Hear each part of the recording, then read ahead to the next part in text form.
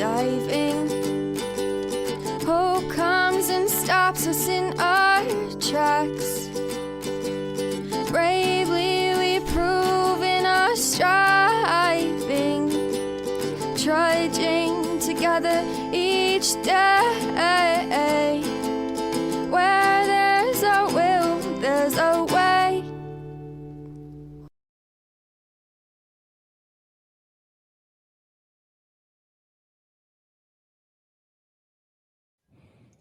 Hi, everyone, and welcome to Recovery of Trudging Together podcast. I'm Gary Vittorelli. I will be your host today. And on the show today, I have a very special guest, a really good friend of mine. She's in my home group. Her name is Brigitte. She's a fellow OAer, and I'm going to turn the show over to Brigitte now. Brigitte has a great story, and we can't wait to hear it. Go ahead, Brigitte. Thank you, Gary. Thank you for inviting me to share. Yeah, we've been down this road of recovery together now quite some time. And my name is Brigitte, and I am a compulsive overeater. Need to start that and identify real quick. Earlier this morning, I got to share my story with my church Awesome. and talk about that, and trying to explain compulsive overeating to non-compulsive people. That's a challenge. They seem to get it. Even the alcoholic who, when I first shared what I was going through, is like thought about food, got it today when I was explaining, my thinking, because I'm sure she identified, it's compulsion, it is a disease, it is a sickness. But I'm excited to share my experience, strength, and hope with you. Awesome. And really, my story, it's simple. It's about getting a sponsor and following directions and getting the promises and blessings of the program. And for me, this is a spiritual program. So I will be talking about God. God is my higher power. And I said earlier, I'm a control freak. And I likened, my disease is like, I need to be in control. I need to be driving the car. But when God's driving the car, I can't take the wheel. I have to be a passenger. And as uncomfortable as that is for me sometimes, that's really where, my recovery lies, is learning to be a passenger in God's car. I think I was always a compulsive overeater. And, while my environment may have contributed how I responded to survive, it wasn't always for my greater good. One of my earliest memories is going to the corner liquor store with my grandpa. Take me by the hand, take me in there. He'd go buy his beer, and he'd buy me candy to keep me quiet. So he would, and bribe me so I wouldn't tell on him. Bribing works. Yep. And then he'd go home and he'd hide the beer all over the house so that that's what he did. Now, of course, he'd get drunk, and then my grandmother and my mom knew that he was drinking, and they knew that I probably knew where he hid the beer. And so they bribed me with more candy to show them where the beer was. And so I'd only give up about half of them. So I learned to play both ends against the middle very early on. And food as a reward was definitely instilled very early on. Mm-hmm. And, as a child growing, I was always feeling inadequate because I was so tall for my age. I was like a head taller than all my peers. Mm-hmm. I don't think I was fat, but I wasn't petite or bone skinny either. This is 60s. Everybody wants to be like Twiggy, and I certainly wasn't. And my mom was a model in Germany, which came with a whole other issue. So she saw me. Yeah. And, she was gorgeous, absolutely gorgeous. And, so she wanted me to go into modeling and do all that. And, I just did not have the body type or the confidence, and not winning pageants, tap dancing and all the stuff that it was very uncomfortable for me. So, I started learning that, okay, there's something wrong with me. She took me to Weight Watchers when I was 8 years old. Yeah, I probably had a little pot belly, maybe 20 pounds to lose because, well, of all the snacks and the treats and all that. Mm-hmm. And I don't think I ever got to that goal. What I accomplished was figuring out that I was different. I couldn't take the same lunches or eat the same foods as other kids. I couldn't have, I'd have my little salad and Weight Watcher treats and stuff. And, nothing ever went fast. And, it started that diet mentality in me because, I have to be better. I have to diet. And I've shared, and I've actually calculated it out. I have gained and lost probably 1,000 pounds in Weight Watchers. Wow. I'm 58 years old now. Yeah. I started when I was 8. You go up 10, you go down 10. You go up 20, you go down 10. You go up 30, you go down 20. If you start adding that year after year, it's crazy how quick that adds up. I've probably done the same in Weight Watchers as well. And, I got to the point where I couldn't even fathom going back on a diet, but that's later in this story. Okay. Growing up as a latchkey kid, I'd come home, grab a snack, watch cartoons. Only child, my parents argued constantly. So very, very alone. I cried a lot because only child, it's all my fault that they're arguing. They got divorced when I was 10, and, there was a good and bad to that. But again, remember, I learned to play both sides against the middle. So, I could still play them at that point. But I was a good girl, or at least I thought I was, acting out, even though I was angry and resentful and I hated them. I just didn't act out. I just repressed a lot. And with that repression came food, just stuffing down those feelings. Yep.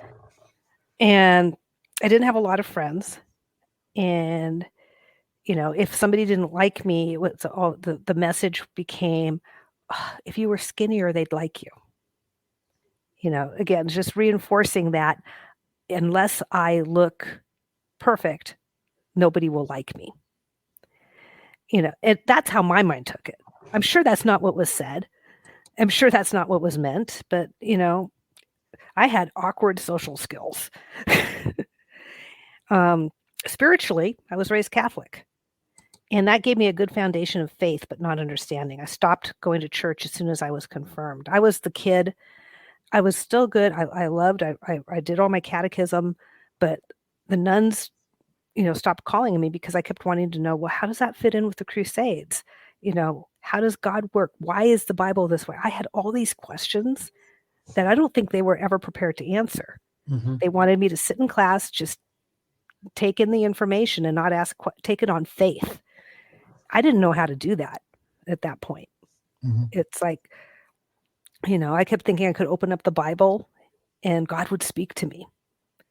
Well, that's not the way it works. It's not my story. It's his story. Right. Yeah. But, so right on right now. Yeah, it's his story. I learned to pray though, that from Catholicism. And I never walked away from God, and I had a lot of blessings. I still struggled with my weight. I always prayed for God to take it away, help, but then it was like, God, I want to eat this donut. And, I never learned to really pray to what do I do? I just, hey, I want to eat this donut and I want to weigh, 100 pounds. So, somebody had, once I came into program, because I really talk about God and I'm spiritual, they asked, well, if you're so spiritual, why do you have such a problem with food? Well, my connection wasn't right with God. I'd be with one of the ones in the pews praying to God to take away the weight during the sermon, all the while thinking where to go for lunch and what I was going to have. I couldn't have that spiritual connection because I wasn't worshiping God. I was worshiping food. As long as it was in the food, I couldn't hear God or focus on what he was asking me to do. And I didn't understand that.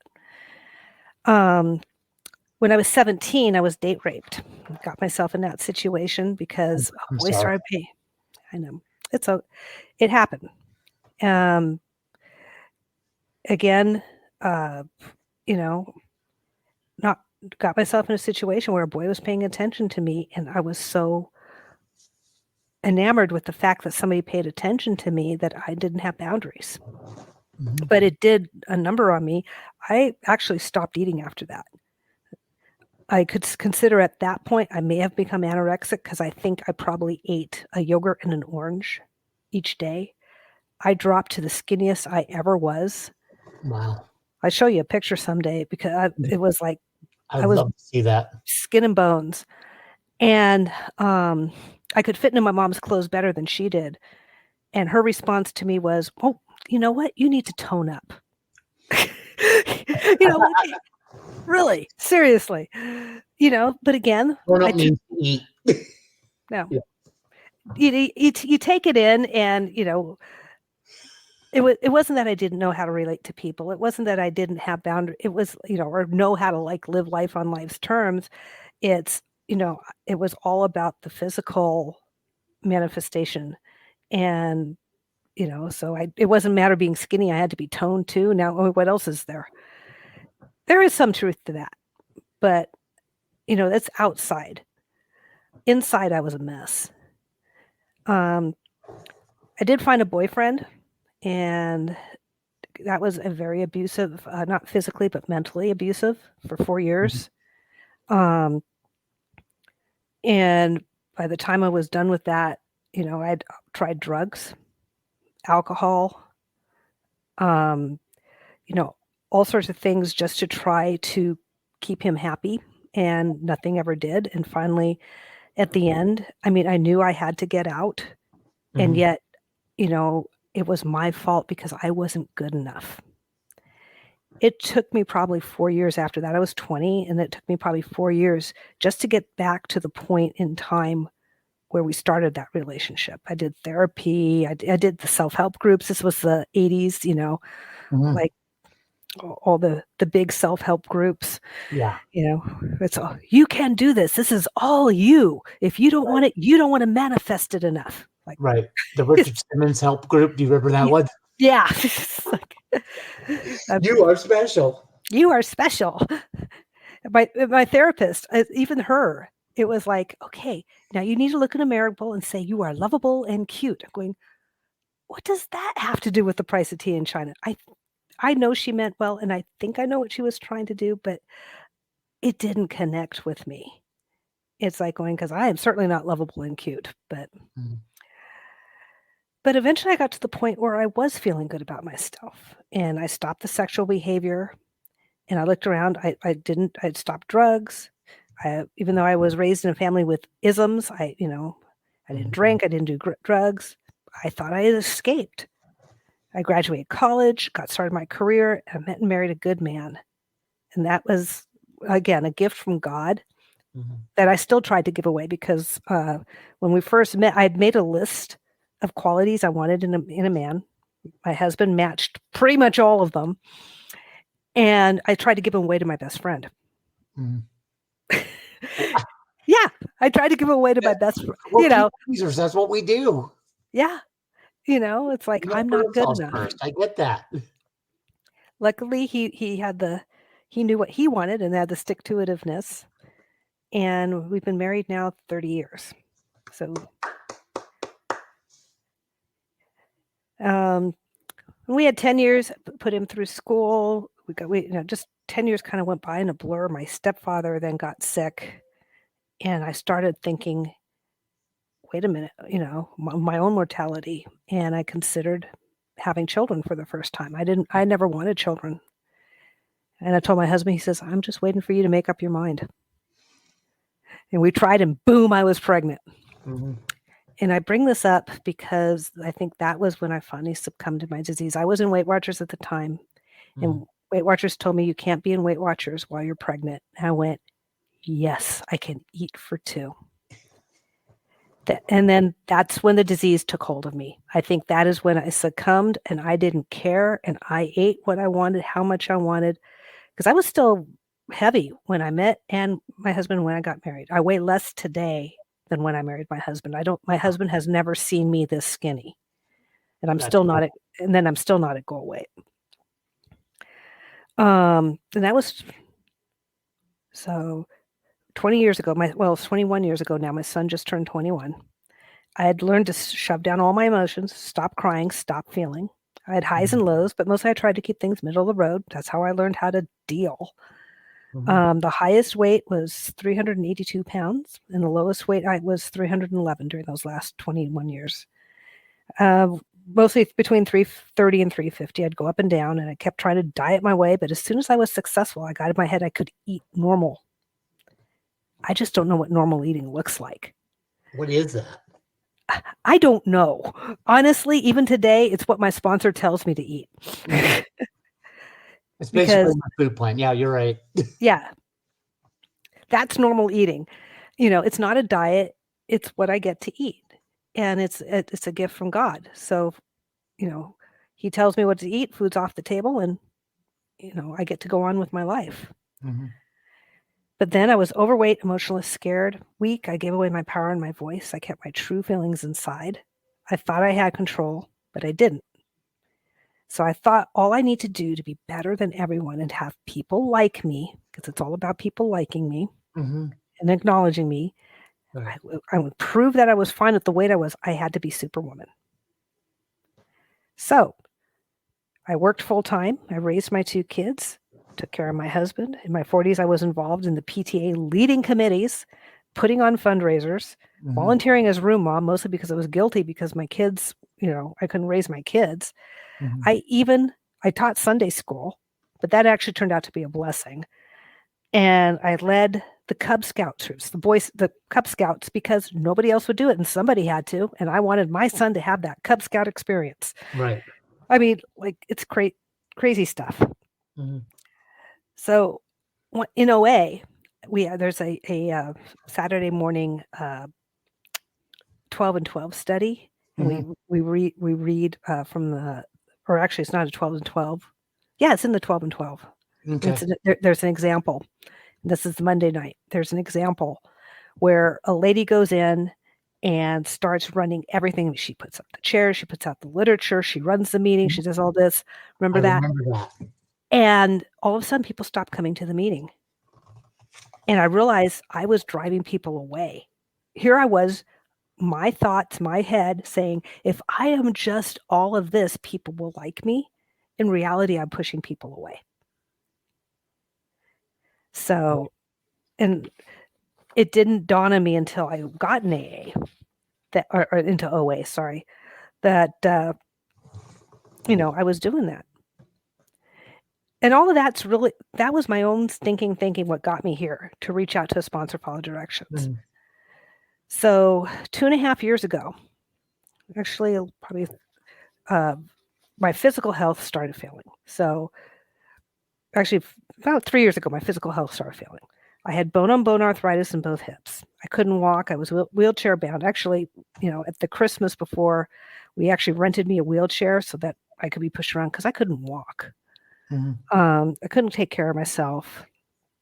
COVID hit. I could work from home, but I mean, I was in so much pain, and just trying to get to the bathroom was excruciating. Mhm.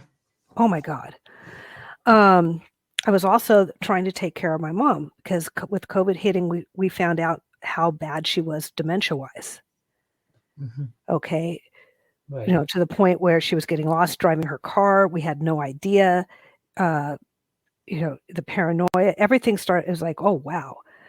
And, so I had to take care of her, had to figure out her finances, had to figure out what we're going to do with her.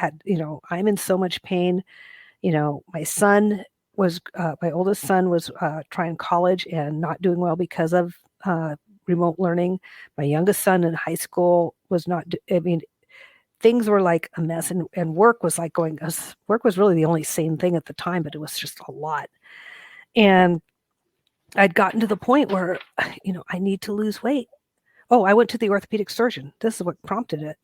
Mhm. So I was about 3:30 at that point. I go in and he goes, well, really the only thing that's going to keep you out of pain, I can give you these shots. We'll try that, but you need your hips operated on and you're morbidly obese and the risks with operation are too great. I'm not going to do it. Here's a brochure for gastric bypass. Now, I'm not against gastric bypass, but Right. I'm against it for me only because when I had that brochure, I thought, okay, I got to go back to Weight Watchers, promptly gained 20 pounds. I mean, I gained 20 pounds like that. Mhm. And I realized I can't do the surgery because I can't stop eating.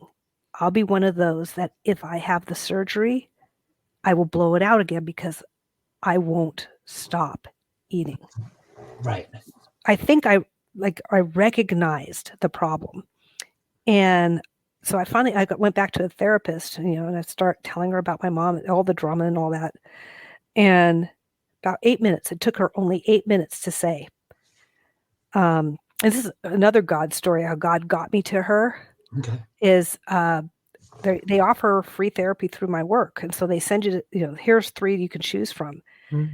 The 2 other therapists worked out of their home, and this one had a lot of letters after her name, but she was the only one who worked in an office. And I figured if she was holding in an office, that she would be more professional. So that's how I picked her. Right. All those letters after her name happened to be addiction credentials.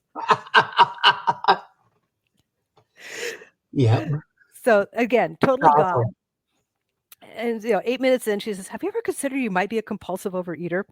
Went, yeah. Yeah. Well, have you heard of Overeaters Anonymous? I said, yeah, I tried it once for about 4 weeks in my 20s. I got a sponsor.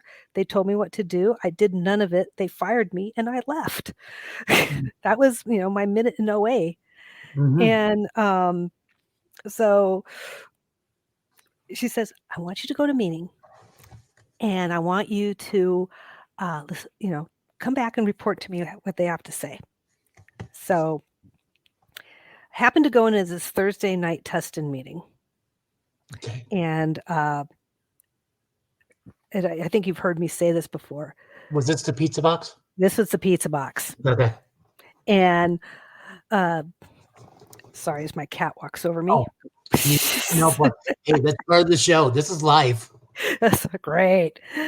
And so, and I'm sitting there going, these people are talking about recovery and years of recovery, and they're all so skinny. They're happy. They're peaceful. And I'm going, okay, I get why I'm here. I don't get why they're here. And that's why I went back. I told her, I said, I don't get it. They're like happy. They're joyful. They're free. They're, Free. And she says, yeah, go back, listen to what they have to say now and do what they tell you to do. I was like, okay. And that's next week I went back because I wasn't going to go to any more meetings than I was told to. Right. And she said, I heard, get a sponsor, follow directions from a number of people. So I took down about 6 numbers about people who said they were sponsors. And I knew I was going to have to call them. Yeah. And I had preconceived notions about every single one of them. And ironically, the one I ended up calling first was the one I thought would be the hardest. And,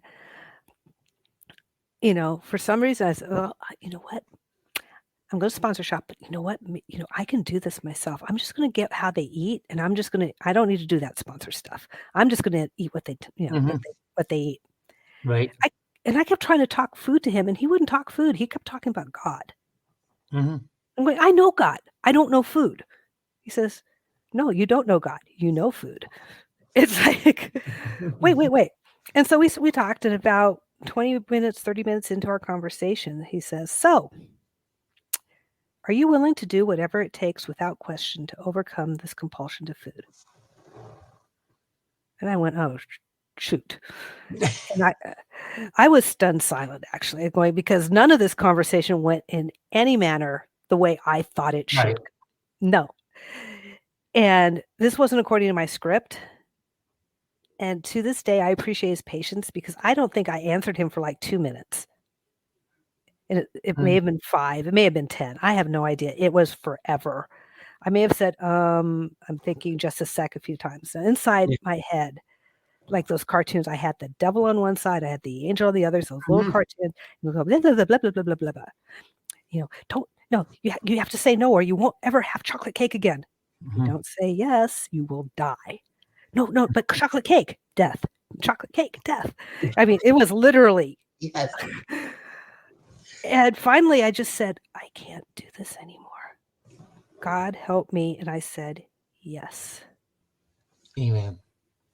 And that day was July 13th of 2020. He said, okay, let's get started. And I went, what did I just agree to?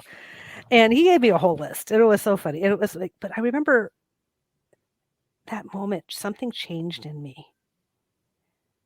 I had surrendered, and it was sudden and immediate. It was almost like a spiritual awakening. Mm-hmm. It was almost like being flooded with the Holy Spirit. I could hear my heart. Because I've said earlier, it's like, I can't hear my heart. My head is talking too loudly. Mm-hmm. And in my heart, there's love. But I had peace because I surrendered my food. It was no longer my master. Mm-hmm. And so he said, so my sponsor gives me this long list of things I need to do every day. And I've done that pretty religiously for the last 2 years and 3 months. 3 months ago, Awesome. life got busy and I didn't put program first. But for the 2 years and 3 months, every day Mm-hmm. I committed to a food plan, which was the same thing. And I'd text him before I ate. I surrendered my higher power, whom I call God. I read my big book every day and write. I go to 4 meetings a week. I make 3 outreach calls a day. I receive more because I pick up the phone every time somebody calls as much as I can. Mm-hmm. And I pray different as well.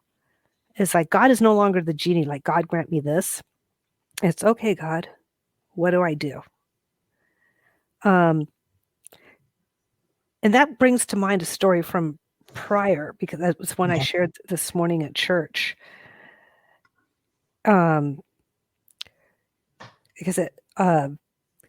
it's a weird story, because I was at my previous job for going on 9 years, and I had my 13th manager in 9 years. And this guy was the first one, and it was miserable. Mm-hmm. I'm pretty sure I knew they were closing the company. I didn't want it to change. I wanted God to fix my situation. So I was praying, God, fix this. God, fix this. Mm-hmm. I was at a trade show, and I ended up talking to somebody who'd quit, and my boss didn't like it. So he sent me home to do some bogus report. And I was humiliated and embarrassed. We don't need you here anymore. You go home, and I need this. So he wouldn't let me even stay, tear down, and do my job. I had to go home and do this report that was bogus. And I was just so humiliated. And on the way home, it was right there at the 805 and the 5 freeway. I'm praying to God, and I'm figuratively on my knees in my car, tears running down my cheeks. And I finally said, okay, God, I can't do this anymore. Kind of like what I did with the food. I said, I can't do this anymore. What do I do? What do you want me to do? And inside a voice said, post your resume, very loudly. God was shouting at me because he had to shout to get my attention then. Right. He doesn't scream at me anymore. I said, what? Wait, what? What do you want me to do? Post your resume. So when I went home, I had a choice. I could do the report my boss wanted, or I could post my resume first. I posted my resume first. 3 weeks later, had the best job in the world, which I've had since then. Oh, awesome. And even with that example of praying the right way, of listening to what God said and doing that, I couldn't step away from the food. Even with that example, it's taken program, because program has given me the structure. What I do, what my sponsor tells me to do, gives me a structure to live my life that I was not capable of doing on my own.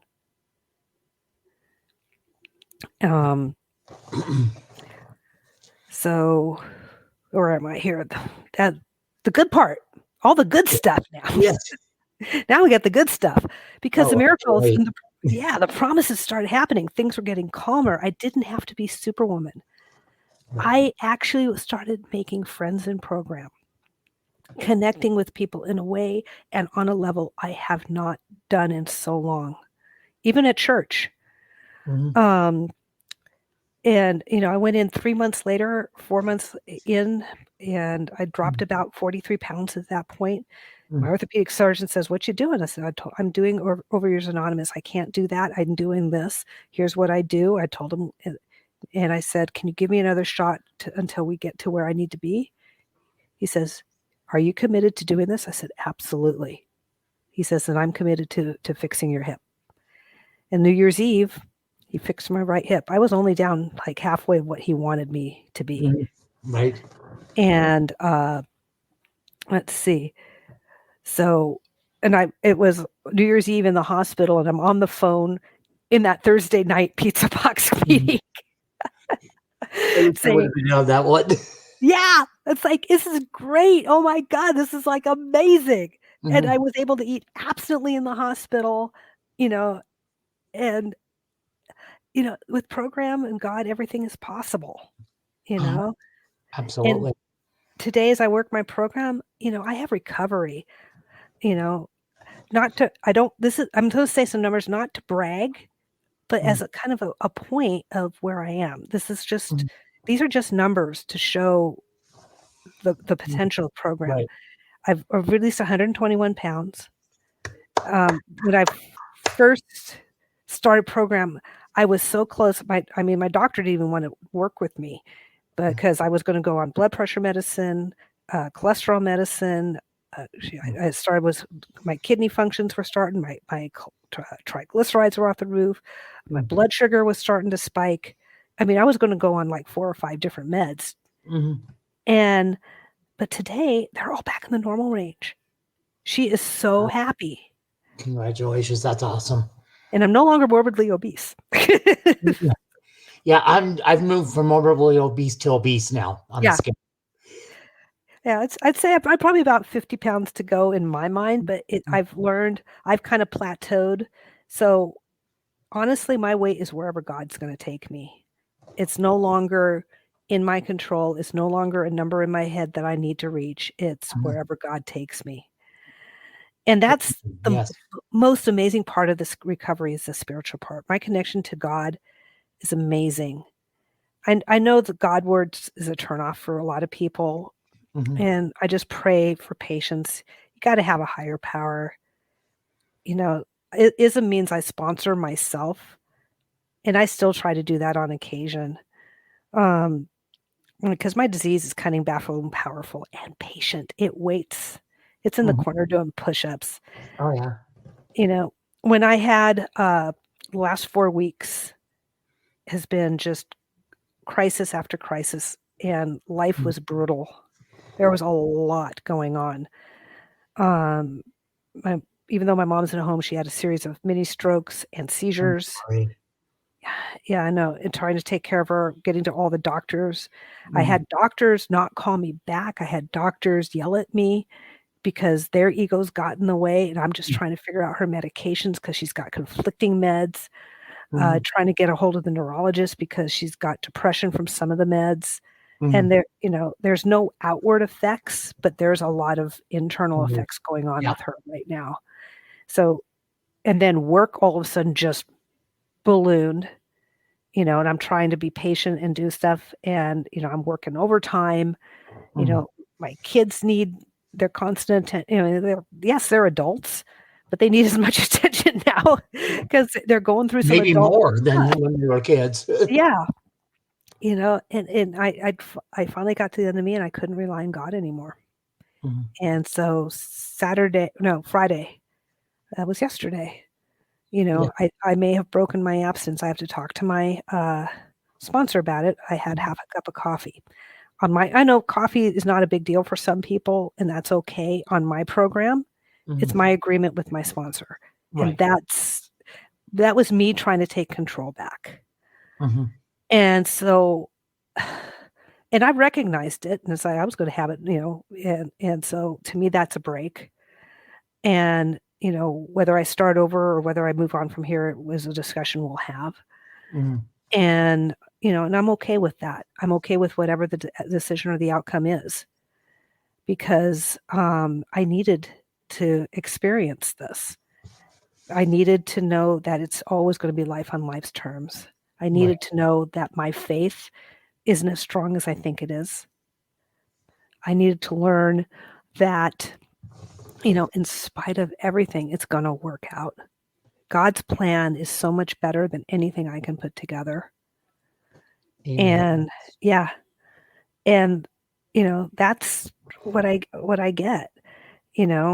I keep thinking, I've got this. That's my disease. because I don't have this. I have to go one day at a time, one step at a time, you know, and because I can get back to angry, resentful, and frustrated in a heartbeat Hmm. unless I'm doing the program and the steps. Right. Absolutely. So, and that's the thing with everything I do, just gives me one more day. And for that day only, I can maintain abstinence. I'm grateful for that. I need to work it so I can get all the promises. And that's what my program is doing for me and what I got for Mhm. finding a sponsor and following directions. Yeah. Absolutely. Absolutely. Awesome. So, Well, thank you, Brigitte. That's your story's always I always like hearing it. thank you. It is Like powerful. I said, it's a lot like mine in some cases. Yeah, you have a great story too. There's a lot there that we take on that we didn't have to, but you know, I can't imagine not being in program right now. It's Right. Yeah. I find it funny I that I imagine broke being over without coffee and water. not pancakes. Oh, God, I know. Absolutely. Mhm. Well, and Brigitte, just let's wrap this up a little bit with some questions. And Oh yeah. I think the biggest question I know for me was when I was making the decision to go as a newcomer or somebody that's on the fence. What would you tell them that's deciding, should I walk in open that 1,000-pound door to the OA meeting, or click on that 1,000-pound mouse to the zoo lake? What would you say to a newcomer or somebody like me that may have been on the fence and was like kept thinking, I can do this. I don't need it, Mhm. Wow, that's a tough question. Mhm. Because it's so funny. I had a few people from church saying, "Oh, my daughter, my friend, my sister needed to hear your message." Mhm. Well, then have her find an OA meeting and get into the rooms, Exactly. But you can't tell them, I can't tell someone that they belong in here. Yeah. You know, I had to get to the end of me. Mhm. All right. And I'm grateful that I had a professional tell me, hey, go check it out. Tell me what it's like. It's like, you Mhm. know what? Why don't you check out a meeting and then we can talk? Mhm. You Right. know, Right. it's not going to hurt you. You don't have to do anything you don't want to do. And you Mhm. might just hear something that might save your life, Yep. because nobody forces me to do anything in this program. Nobody holds a gun to my head. Um, and all I know is I wasn't able to do it by myself, and I tried. I tried for 56 years to do it on my Mhm. own, and I couldn't do it anymore. And that's what it took. God had to get me to that place and let me get to that place. Right. Yeah. Absolutely. That's what I mean. I mean, it was thanks to Dion for me putting OA out to me, because I didn't even know OA exists. I thought it was a joke. Yeah. Really? Make jokes about it. Mhm. I didn't know Well, there were groups. I think I had friends probably casually invite me.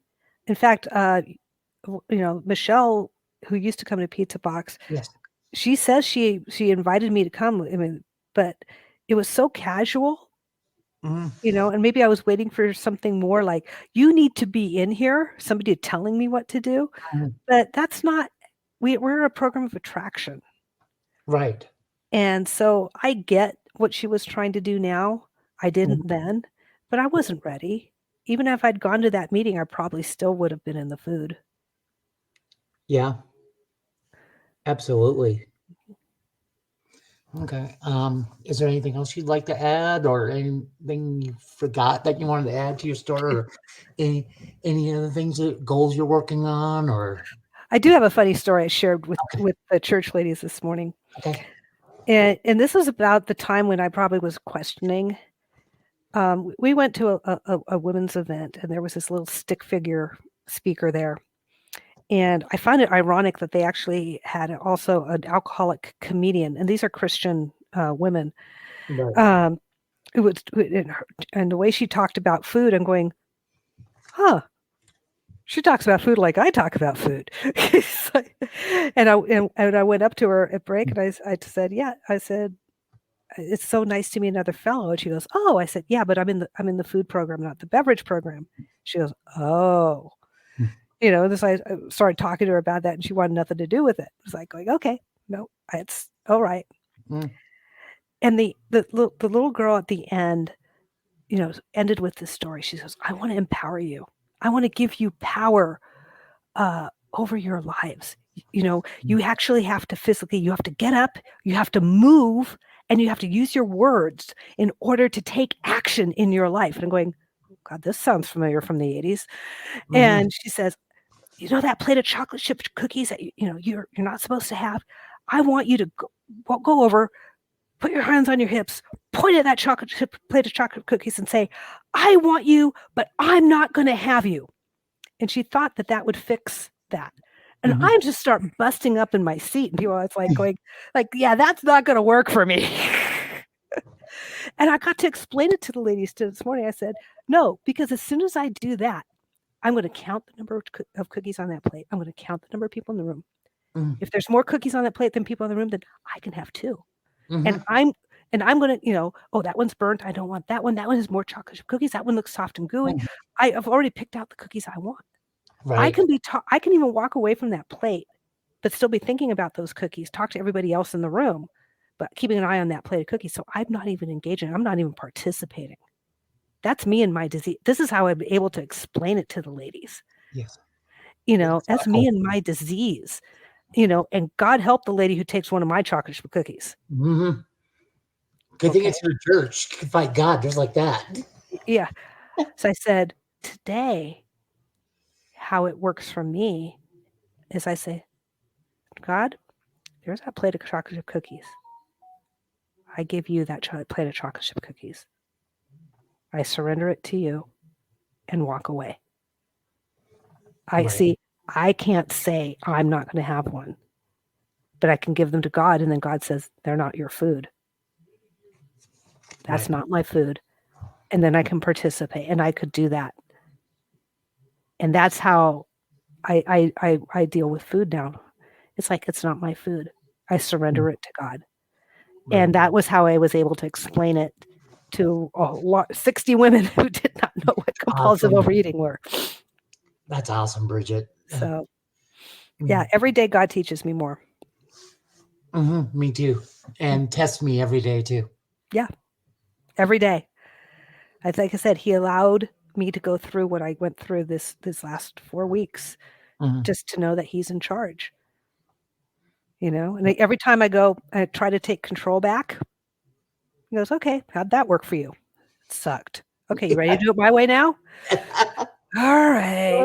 Yeah, I guess so.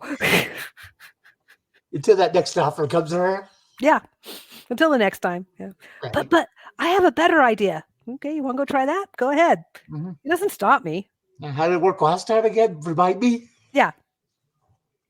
So that's my conversation with God. It's like people just it's like, yeah, no, we're good pals. He laughs at me all the time. Yeah. And what's that? We make plans and God laughs. Yeah. Cool. Yes. Well, again, Brigitte, thank you so much for being on the show.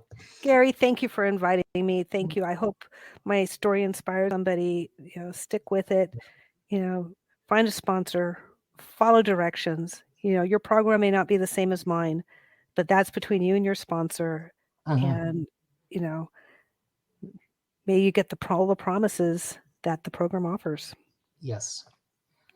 Thanks again. And I'm almost positive your story will inspire somebody. I know it inspires me when I hear it. Oh, thank you. And that's one of the reasons I really wanted to get you on the show, because I really enjoy you as a friend as well as one of my outreach buddies. Yeah, absolutely. And you keep me accountable too. Yep. Thank you. Thank you, Gary. All right. Let's see. We're at 44:11.